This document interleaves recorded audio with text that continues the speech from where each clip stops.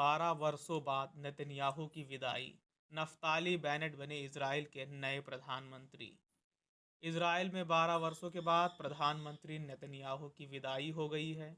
विपक्षी नेता और गठबंधन दलों के उम्मीदवार नफ्ताली बेनेट ने इजराइल के नए प्रधानमंत्री के रूप में शपथ ली है। नई सरकार के शपथ लेने के साथ ही पिछले 2 वर्षों में 4 बार चुनाव होने के बाद उत्पन्न हुए राजनीतिक संकट का भी समाधान हो गया है। नई सरकार की पुष्टि के लिए इजराइल की संसद नेसेट में जोरदार हंगामा हुआ। सत्र शुरू होने पर नामित पीएम नफ्ताली बेनेट से धक्का मुक्की की गई। बेनेट ने जैसे ही अपना भाषण शुरू करने का प्रयास किया, अन्य नेता द्वारा उन्हें बार बार परेशान किया गया।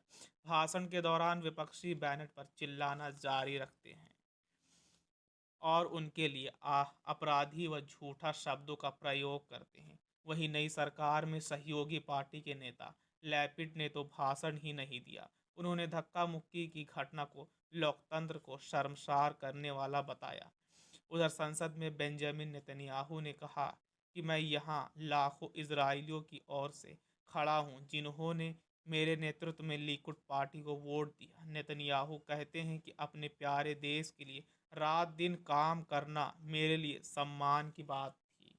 सत्तारूढ़ गठबंधन में शामिल 8 छोटे छोटे दलों के नेता नेतन्याहू का विरोध करने और नए सिरे से चुनाव कराने के खिलाफ एकजुट हुए हैं, लेकिन ये दल बहुत कम मुद्दों पर आपस में सहमत हैं। वहीं भ्रष्टाचार के मामले में फंसे नेतन्याहू संसद में अभी भी सबसे बड़े पार्टी के अध्यक्ष बने हुए हैं। कहा जा रहा है कि वे नई सरकार का पुरजोर विरोध करेंगे।